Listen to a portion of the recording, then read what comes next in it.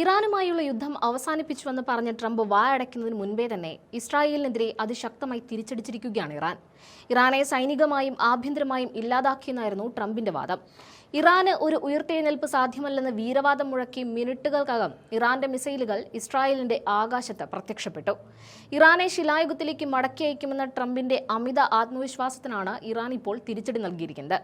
American ജനതയെയും ലോകത്തെയും അഭിസംബോധന ചെയ്തുകൊണ്ട് ഇറാനുമായുള്ള യുദ്ധം അവസാനിപ്പിച്ചുവെന്ന് മണിക്കൂറുകൾ മുൻപാണ് ട്രംപ് പ്രഖ്യാപനം നടത്തിയത്. ഓപ്പറേഷൻ എപ്പിക് ഫ്യൂരി എന്ന പേരിൽ അമേരിക്ക നടത്തുന്ന സൈനിക നീക്കം വിജയത്തിലേക്ക് അടുക്കുകയാണെന്നും ഇറാന്റെ നാവികസേനയും വ്യോമസേനയും തങ്ങൾ പൂർണ്ണമായും തകർത്തു കഴിഞ്ഞു എന്നുമാണ് ട്രംപ് അവകാശപ്പെട്ടത്. ഇറാന്റെ മിസൈൽ പദ്ധതികൾ ഇനി ഒരിക്കലും തലപൊക്കാത്ത വിധം ഇല്ലാതാക്കിയെന്നും ട്രംപ് പറഞ്ഞിരുന്നു.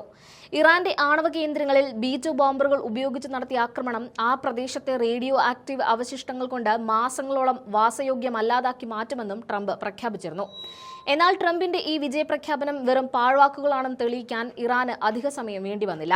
ട്രംപിന്റെ പ്രഖ്യാപനം വന്നതിന് തൊട്ടു പിന്നാലെ ഇസ്രായേലിന്റെ ആകാശത്ത് ഇറാന്റെ മിസൈലുകൾ ചീറിപ്പായുന്ന കാഴ്ചയാണ് ലോകം കണ്ടത്. ഇറാന്റെ മിസൈൽ ശേഷി തകർത്തുവെന്ന അമേരിക്കൻ അവകാശവാദത്തിന്റെ മുനയൊടിക്കുന്നതായിരുന്നു ഈ തിരിച്ചടി.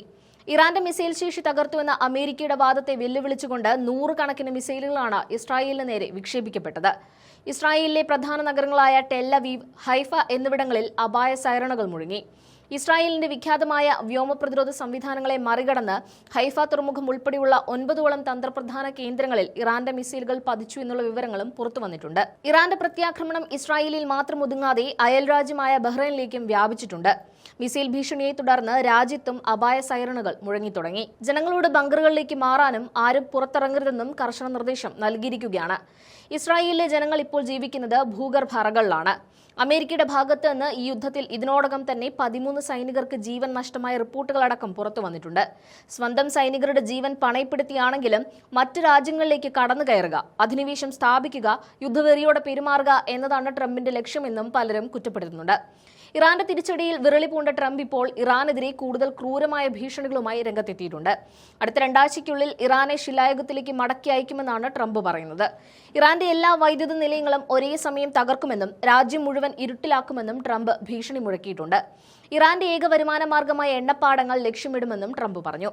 ട്രംപ് അവകാശപ്പെട്ടതുപോലെ ഇറാന്റെ മിസൈൽ ശേഖരം അവസാനിച്ചിട്ടില്ലെന്നും മറിച്ച് അവർ കൂടുതൽ കരുത്തുറ്റ മിസൈലുകൾ ഇനിയും കരുതിയിട്ടുണ്ടെന്നും ഇസ്രായേലിനെ തിരിച്ചടിച്ചതിലൂടെ വ്യക്തമായി കഴിഞ്ഞിരിക്കുകയാണ്.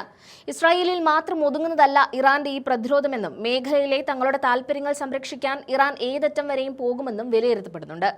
അമേരിക്കയുടെയും ഇസ്രായേലിന്റെയും സംയുക്ത നീക്കങ്ങളെ ഇറാൻ ഒറ്റയ്ക്ക് നേരിടുകയാണ്. ഇറാന്റെ പക്കലുള്ള അത്യാധുനിക മിസൈലുകൾ അമേരിക്കയുടെ ഏത് പ്രതിരോധ സംവിധാനത്തെയും തകർക്കാൻ കെൽപ്പുള്ളതാണെന്ന് വ്യക്തമായി കഴിഞ്ഞു.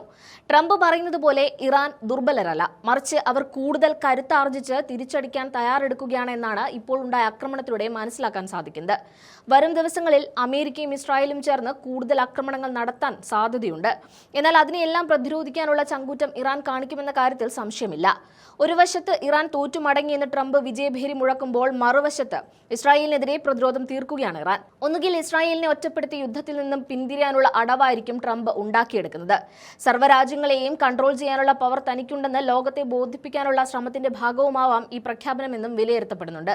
എന്തായാലും യുദ്ധം മതിയാക്കി ട്രംപ് വാലും ചുരുട്ടി ഓടുമ്പോൾ ഇറാൻ തങ്ങളുടെ കരുത്ത് ലോകത്തിനു മുന്നിൽ വീണ്ടും തെളിയിച്ചിരിക്കുകയാണ്.